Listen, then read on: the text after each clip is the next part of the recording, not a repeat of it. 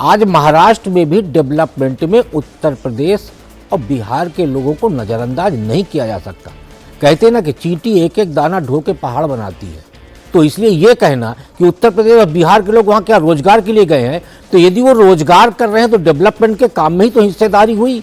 तो डेवलपमेंट का आप भी यदि काम कर रहे हैं, मान लीजिए कोई एक मराठी ठेकेदार है, तो क्या अपने घर के पैसे से काम कर रहा है? वो भी कहीं से अनुदान ले रहा, तो उसी अनुदान में एक हिस्सेदारी श्रमिक के रूप में ही सही, लेकिन आपके बिहारी और उत्तर प्रदेश के लोग भी है, तो सहभागिता तो हुई ना। तो डेवलपमेंट में किसकी, कहते हैं ना कि रामचंद्र जी के समय पर एक गिलहरी की भी भूमिका थी। तो हम तो ये कह रहे हैं कि मुंबई के डेवलपमेंट में एक भूमिका तो है ना उनकी। उस भूमिका को आप क्या कर रहे हो?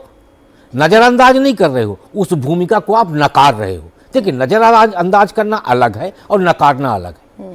तो जब आप नकार रहे हो तो वहाँ तो ज्वाइंट वेंचर है ना, मराठी और उत्तर भारतीयों की, और उस ज्वाइंट वेंचर के बीच में आप फैक्शन पैदा कर रहे हो, तो स्वाभाविक है उसमें आपके साथ मराठी भी टूटेगा और उत्तर भारतीय भी टूटेगा, और उद्धव शिवसेना को उसी का नतीजा भुगतना पड़ा। अच्छा, एक अमिताभ तिवारी जी भी हमारे साथ जुड़ गए हैं, स्वागत है सर आपका भी।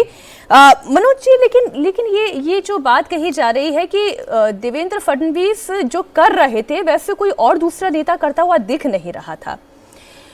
वो गलियों तक पहुंचे हैं, वो जहां से बाइक तक पहुंच सकते थे वो वैसे पहुंचे, वो जहां मंच से प्रचार कर सकते थे उन्होंने वो किया। यही काम तो उद्धव ठाकरे, राज ठाकरे कर सकते थे, यही काम कांग्रेस के नेता कर सकते थे, यही काम पवार कर सकते थे, लेकिन किसी ने नहीं किया।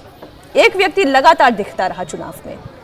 देखिए मीनाक्षी जी, जब चुनाव व्यक्ति जीतता है तो उसका नेता का तारीफ होता है, और देवेंद्र जी इसके लिए तारीफ के काबिल भी हैं। जिस तरीके से विरोधाभास के विरुद्ध उन्होंने शिंदे के साथ तालमेल बनाकर इस चुनाव को आगे बढ़ाया, उसकी भी प्रशंसा करनी चाहिए कि बहुत सारे उनके आपसी झगड़े थे और उस पर भी उन्होंने अमल किया। चुनाव जातियों के आधार पर होता है, डेवलपमेंट के आधार पर कभी भी नहीं होता। मैं बार बार बोलता हूँ, एम्प्लॉयमेंट के नाम 100% चलता। और देखिए बीजेपी यहाँ जीती है, उसने क्या किया कि पहले क्या था, 2017 की बात बता रहे हैं, जब लास्ट बीएमसी का चुनाव हुआ था तो 150 या 60 सीटें थी जहां मराठी जीत कर आए थे। और वो जीत कर कैसे आए थे कि वहां नॉर्थ के माने उत्तरी भारतीय और बम्बे के जो मराठी हैं वो दोनों मिलकर इस सीट को जीत कर लाए थे। इस बार इसी चीज को बनाने के लिए जो दिखाना था, अभी इस बार जो एकनाथ शिंदे अपने आप को स्थापित किए हैं उस पे कि हमारे पास मराठी वोटर हैं, और वो ये बड़ा चीज है। क्योंकि इस बार के चुनाव में 2-3 लोगों का बहुत बड़ी परीक्षा थी। एक थी एकनाथ शिंदे की थी, ऊपर से आप अजित पवार जी का ले लीजिए, उनकी भी एक परीक्षा थी, और राज ठाकरे का नासिक को लेकर ले लीजिए। लेकिन इसमें सबसे बड़ा विनर कोई निकल के आया तो एकनाथ शिंदे आए, और वो क्यों जीत, हाँ इसलिए जीत के आए। मराठियों के बारे में बात बोलो, पार्टियों के बारे में बात नहीं बोले, मराठियों के बीच में एक अच्छा लीडर होकर आए। इसलिए होकर आए कि मुंबई में आप देखिए कि रिजल्ट किस तरीके से आया है। नासिक, जहां पे राज ठाकरे का एक वर्चस्व की तरह चलता है, और वहां पे बहुत सारे बाजार ऐसे हैं जहां पे उनका कब्जा रहता है, वो लिखे। पूना का ऐतिहासिक रिजल्ट आ रहा है, एक तरफा रिजल्ट एक तरफा है। तो ये सब चीजें दर्शा रहा है कि मराठी और इस बार उत्तर भारतीय लोग, दोनों लोग मिलकर किस तरीके से शिवसेना जो उद्धव ठाकरे की थी उनको जवाब देने की कोशिश कर रहे हैं। तो जातीय भारतीय राजनीति से आप अलग नहीं कर सकती हैं, न उनकी सोच को कर सकती है, न भाषा को कर सकती है, लेकिन उनके साथ तालमेल बनाकर आप राजनीति कर सकते हैं। यदि महाराष्ट्र बम्बे की चुनाव में यदि कांग्रेस अलग होकर नहीं खड़ी होती तो शायद इतना बड़ा रिजल्ट भी नहीं आता।